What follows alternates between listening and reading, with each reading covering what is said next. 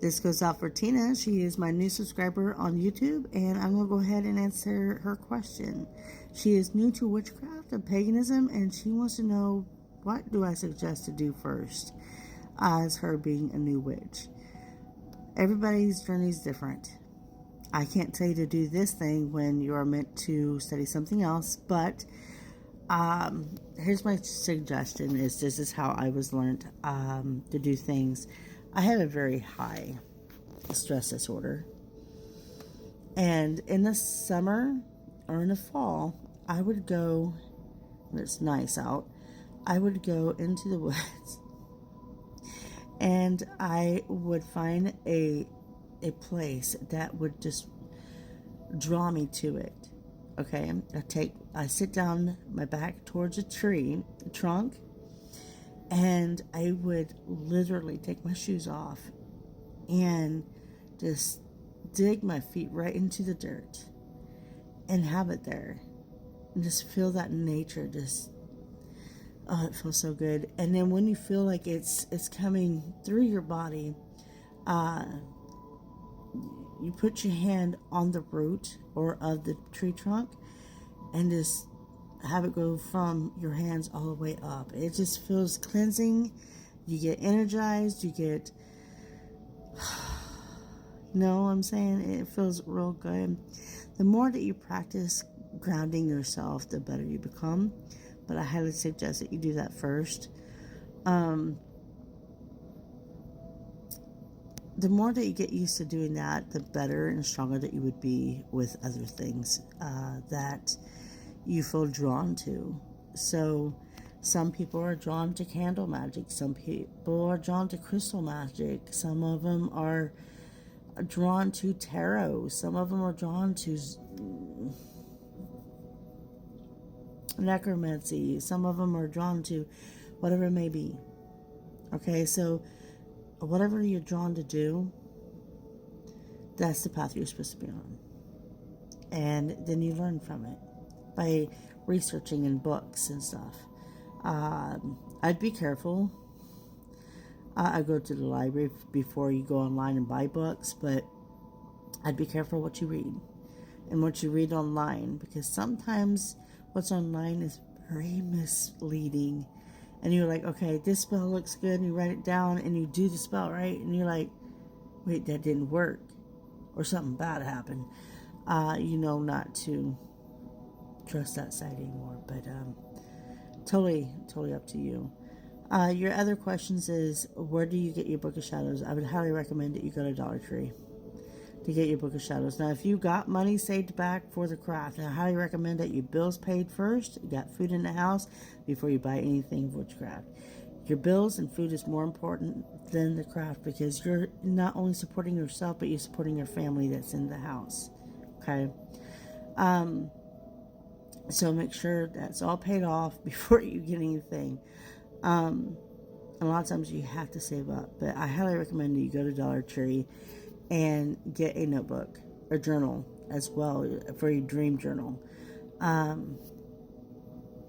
everything out, everything that you've done, and what worked, what didn't work, and the things that didn't work, I kind of go back into it and like, okay, do I need to add more or subtract from it to get it to work? Just, I do that as well.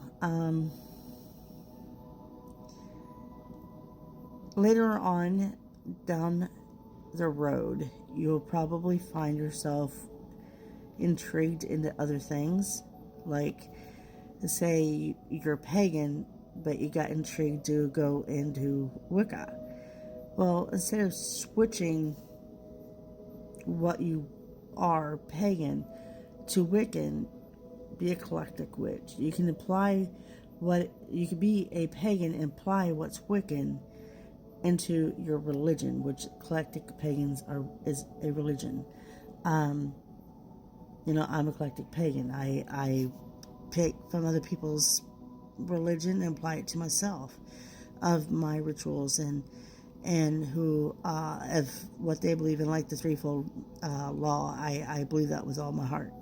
So yeah, But again, everybody has different beliefs and different ways of doing things. So, yeah, just have fun, relax, start learning to ground yourself, and we'll go on from there.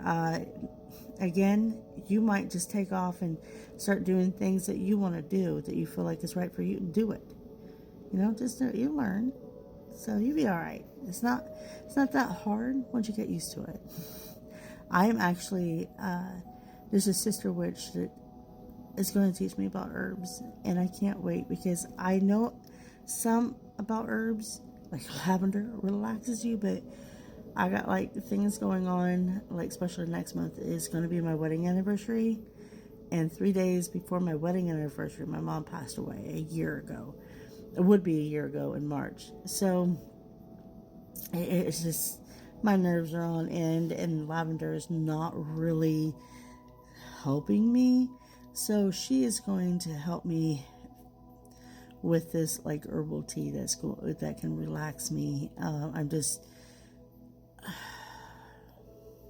a complete mess, and I when I found out that lavender is not helping me, I went to her because she's a pro at herbs. So yeah.